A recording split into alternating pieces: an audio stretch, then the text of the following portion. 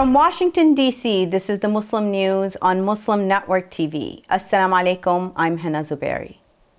Our top story tonight: Norway, Ireland, and Spain officially have recognized Palestine as a state, effective May 28th. The historic move comes amid Israel's ongoing war on Gaza and calls for a two-state solution in the Middle East. Norway's Prime Minister Jonas Gahr Støre emphasized the necessity of a Palestinian state for peace in the region. Ireland's Prime Minister Simon Harris announced the decision, expressing confidence that other nations will follow suit. Meanwhile, Spanish Prime Minister Pedro Sanchez criticized Israeli Prime Minister Benjamin Netanyahu, saying his policies are jeopardizing the two-state solution. In response, Israeli Foreign Minister Israel Katz announced the recall of ambassadors from Norway and Ireland, citing Israel's strong opposition. Israeli Finance Minister Bezalel Smotrich declared the end of tax refund transfer to the Palestinian Authority, citing Norway's role in the decision. Ireland's Foreign Minister Michael Moyerton reiterated his country's support for equal rights and self-determination for both Palestinians and Israelis. Hamas official Bassem Naim attributed the recognition to the steadfast resistance of the Palestinian people. Jordan's Foreign Minister Ayman Safadi praised the coordinated recognitions as a crucial step towards achieving Palestinian statehood. France remains hesitant, while the EU as a whole has yet to officially recognize Palestine. The latest development adds to the growing international support for Palestine, with 143 of the 193 UN member states now recognizing it as a state. Today, Ireland, Norway, and Spain are announcing that we recognize the state of Palestine. Each of us will now undertake whatever national steps are necessary to give effect to that decision. In the lead up to today's announcement, I've spoken with a number of other leaders and counterparts, and I'm confident that further countries will join us in taking this important step in the coming weeks. This is an historic and important day for Ireland and for Palestine. On the 21st of January 1919, Ireland asked the world to recognise our right to be an independent state. Our message to the free nations of the world was a plea for international recognition of our independence, emphasising our distinct national identity, our historical struggle, and our right to self-determination and justice. Today, we use the same language to support the recognition of Palestine as a state. We do so because we believe in freedom and justice as the fundamental principles of international law, and because we believe that permanent peace can only be secured upon the basis of the free will of a free people. The Israeli military has intensified its offensive across multiple areas in Gaza, including a significant attack in the town of Al-Zawayda. It has become a refuge for mainly Palestinians who have witnessed the deaths of at least 10 residents, including a pregnant woman. Emergency teams are facing immense challenges retrieving victims from the rubble of more than 300 destroyed homes. The Israeli army now controls more than half of this corridor next to the Egyptian border. The ground offensive in Rafah, which began May 6th, has displaced roughly 1.5 million Palestinians. Israeli Defense Minister Yoav Gallant has announced plans to expand a law allowing Israeli settlers who were evicted during 2006 disengagement plan to return to settlements in the occupied West Bank. Since October 7th, at least 35,647 Palestinians have been killed and 79,852 wounded in Israel's war on Gaza. Israel is accused of genocide at the International Court of Justice. the World Court has ordered it to ensure its forces do not commit acts of genocide.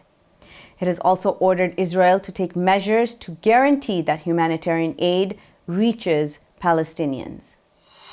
Medical personnel, patients, and Palestinians taking refuge in Kemal Adwan Hospital in Beit Lahi town in northern Gaza Strip were forced to evacuate. This was after Israeli forces carried out intense attacks on Tuesday. Israeli air and ground attacks have reduced Gaza to rubble, leading to mass internal displacement and shortage of basic necessities. Israel's ongoing war in northern Gaza has forced all hospitals in the area out of service.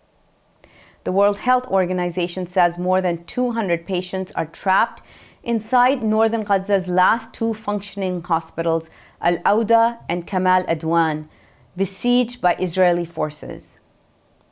Due to Israeli army targeting the Kemal Adwan hospital, the injured and deceased were transferred to the Al-Ahli Baptist Hospital. On Monday, Israeli army forces shelled the upper floor of Al-Adwa Hospital in Jabalia. Despite the temporary pier built by the US and put into operation 5 days ago, no aid has reached Gaza. Pentagon spokesman General Patrick Ryder confirmed that 569 tons of aid delivered via the pier have not yet been distributed. Israeli closure of key access points is making the situation worse. Meanwhile, the UN has suspended food distribution in southern Gaza's city of Rafah. The UN Agency for Palestinian Refugees, or UNRWA, says that the distribution has been suspended due to lack of supplies and insecurity. The agency also says that in the last 10 days, they have not received any medical supplies due to closures or disruptions in Rafah and the Karam Shalom border crossing. The National Press Club, the largest organization for journalists in the US, has urged Israel to restore the Associated Press equipment and live feed in Gaza. Israel earlier confiscated the New York-based news agency's broadcast equipment and shut down its live feed into Gaza. Press Club President Emily Wilkins has asked Israel to reverse course and restore AP's equipment and live feed. She described the move as part of a pattern of aggression against journalism organizations by Israel. Wilkins added that AP's video is the main visual source of news for media worldwide. Israel has accused the news organization of violating a new media law by providing images to Al Jazeera.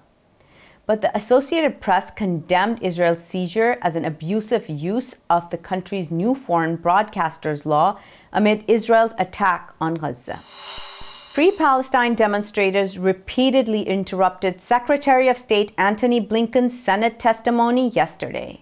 They called him the butcher of Gaza and said he's responsible for the deaths of innocent Palestinians. Capitol Police removed protesters as they shouted accusations of war crimes and called for an end to U.S. support for Israel's war on Gaza. Demonstrators labeled the invasion as sick and deranged, halting Blinken's testimony multiple times. The protests highlight ongoing anger over U.S. backing for Israel's prolonged war on Gaza, which has killed over 35,000 Palestinians, mostly civilians, and led to widespread destruction and displacement. Israel has been accused of genocide at the International Court of Justice. Police removes Free Palestine sit-in at University of Michigan. Details come after the break. Stay tuned and we will be right back.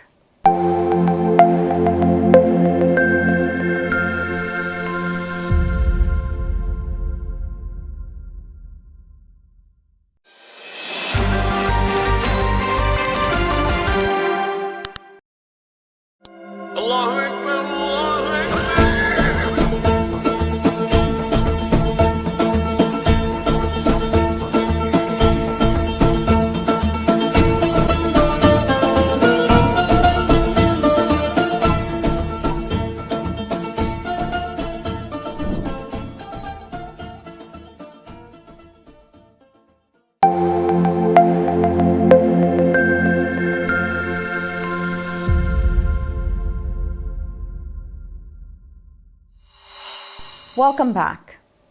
Police removed a Free Palestine peaceful sit-in at the University of Michigan campus on Tuesday. University President Santa Ono said that activists refused to comply with a request to remove fire hazards, which he said forced the university to take action. In related news, a Detroit police lieutenant is facing backlash after a video surfaced of him telling a Free Palestine activist to go back to Mexico. The incident occurred during a downtown demonstration attended by President Joe Biden.